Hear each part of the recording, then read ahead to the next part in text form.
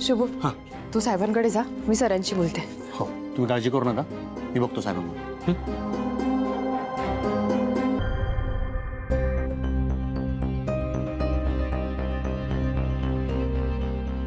तुमच्या टीमला बोलवता का? मला जरा महत्त्वाचं बोलायचंय. बरं सगळ्यांना आतमध्ये बोलवा.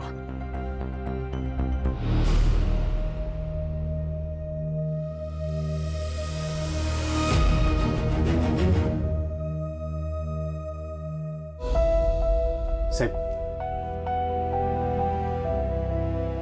काय घेऊन आला शुभू? साहेब तुम्हाला उशीशिवाय झोप लागत नाही ना, म्हणून आणली.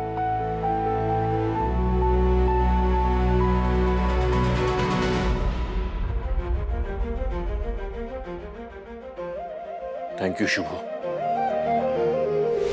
तर टीम, काल जो व्हिडिओ व्हायरल झालाय त्यामुळे गुन्हेगार नक्की बिथरला असणार आणि मला वाटतंय तो नक्की काहीतरी चूक सुद्धा करणार.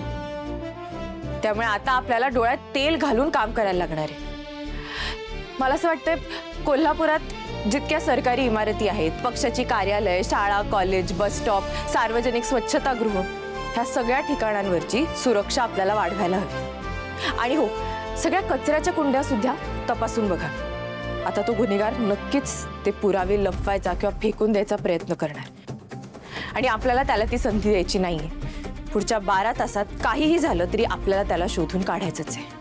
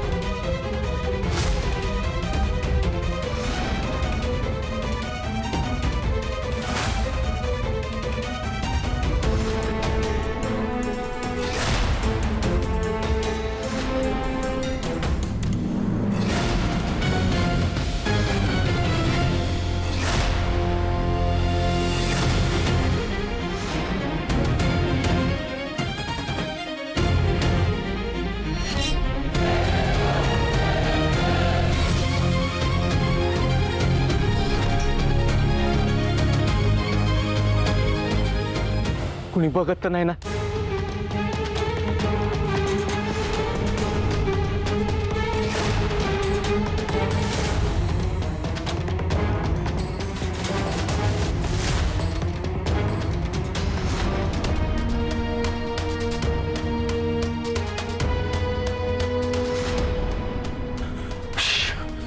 सुटलं बा एकदाचा.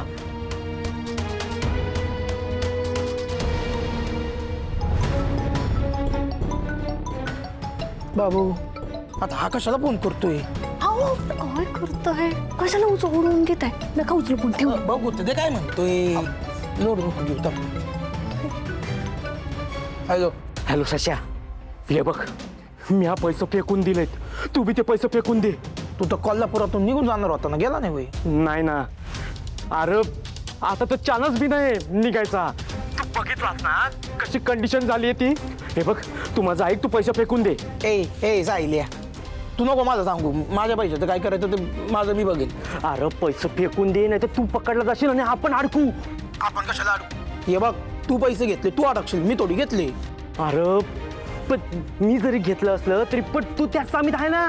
ए सायल्या, तू फोन ठेव रे, मला दुसरा कॉल येतो. ठेव फोन, चल. हे बघ, मी तुला सांगतोय, जर म्या पकडलो गेलो तर तू बी त्यात अडकशील, लक्षात ठेव.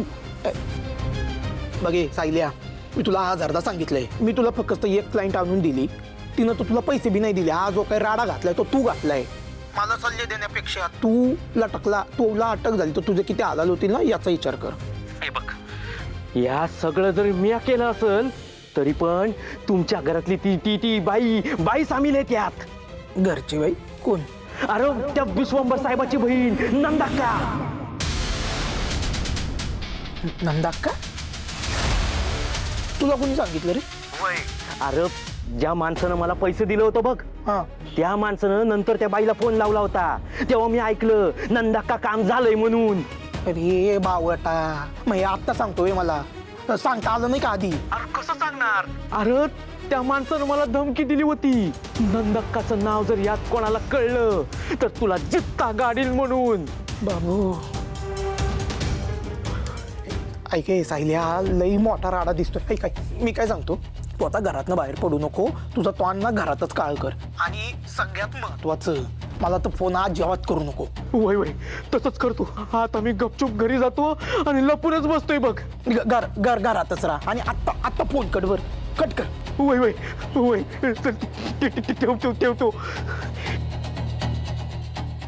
शोभेल, लई मोठा गेम झाला आपल्या सोबत. म्हणजे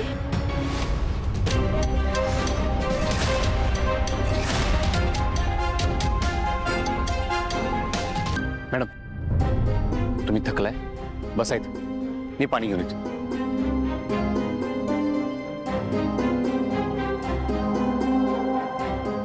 काही करून मला 48 तासाच्या आत साहेबांना बाहेर काढायलाच हवं. खरंच मला माझ्या आईबद्दलचं सत्य कळेल. पण नक्की काय झालं असेल आईमध्ये आणि साहेबांमध्ये? एवढा का रागराग करतात ते तिचा? म्हणजे आता शिरीष घाणेकर तो कोण आहे आणि माझा काय संबंध आहे या सगळ्याशी? म्हणजे ते मॅडम पाणी. मॅडम अहो काय विचार करायला सा? मॅडम काळजी करू नका, ते माणूस सापडेल. असं लपून किती दिवस बसणार आहे ते?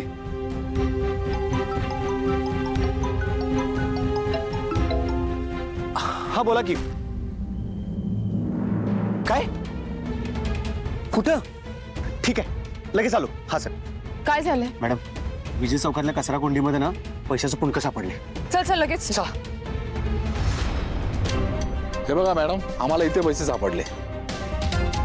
मॅडम पैसे इथं सापडलेत म्हणजे ते माणूस इथंच कुठेतरी राहत असणार आसपास. किंवा त्याने मुद्दामून लांब येऊन ते पैसे इथे फेकले असणार, जेणेकरून कोणी त्याला बघू नये किंवा त्याच्यावर संशय येऊ नये. असं पण असू शकेल.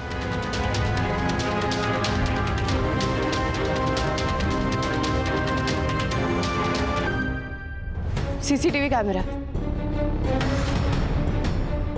सर हे बघा, कचरा कुंडी जवळची हालचाल.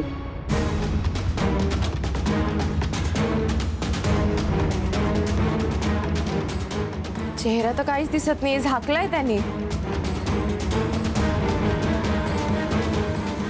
सर थांबा, जरा मागे घ्या. अजून मागे, अजून मागे. थांबा, झूम करा. हा साहिल आहे. तू ओळखतोस याला? हो, दाजींचा मित्र आहे हो. घरी बी आलता. त्याचे वडील शिक्षण खात्यात मोठ्या हुद्द्यावर आहेत.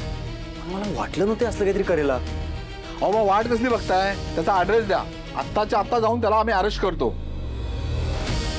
त्याचा ऍड्रेस माझ्याकडे नाहीये, पण दाजींकडे असू शकतोय. पण थांबा, मी दाजींना विचारून सांगतो. आलो.